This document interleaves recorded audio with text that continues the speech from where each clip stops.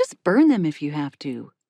Kenzie waved a hand toward one of the tall bookshelves filling all but one wall in the library room. The walnut shelves literally bulged with books collected over a lifetime. Several lifetimes, to be fair. "Just let them go, Mom. Be free of all these dusty old books. Seriously, it's probably unhealthy to breathe the stale, musty air in here." "I happen to like the smell of old books," Riva protested. "But these books are like an anchor around your neck. This whole house is too much for you. Using the books as your excuse to stay is ridiculous." "It's not an excuse." Riva looked up at the familiar shelves. The books were like friends.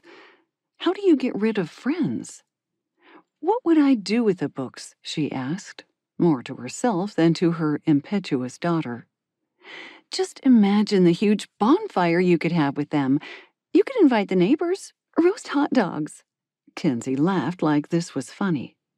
But Riva stared in horror. Burn books?" she stammered. "You can't be serious." "Okay, I'll admit that's pretty drastic, but there must be some way to get rid of them." Kenzie walked along one of the floor-to-ceiling bookshelves that had been added to the library about 10 years ago, designed to match the fine craftsmanship of the original shelves that had been built more than a century ago. Kenzie shook her head with an expression a detective might wear when investigating a crime scene. Riva watched her daughter trail an accusing finger along the spines of books, as if the innocent titles were somehow responsible for her dilemma.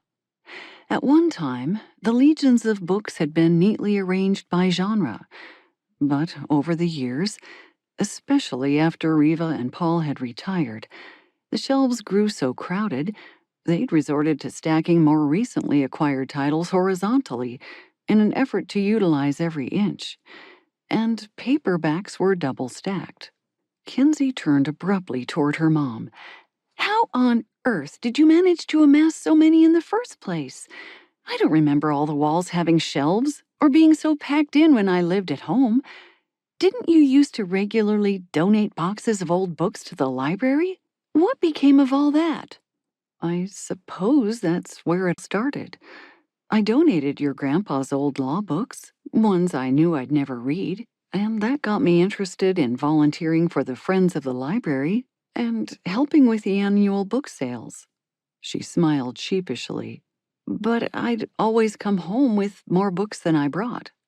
Eventually, I ran out of books I wanted to get rid of, but kept bringing home books from the fundraiser." Riva shrugged. "And then there were garage sales. We found some marvelous first editions." She pulled out a Clancy hardback that Paul had been particularly proud of. "And Dad probably didn't help much." Kenzie paused by the section that held her father's collections of westerns, war stories, historicals, biographies, and such. "Surely you can let some of these go now? You know, since Dad's gone." She sighed. "He wouldn't want to see you trapped here by all these books. He'd want you to let go and move on."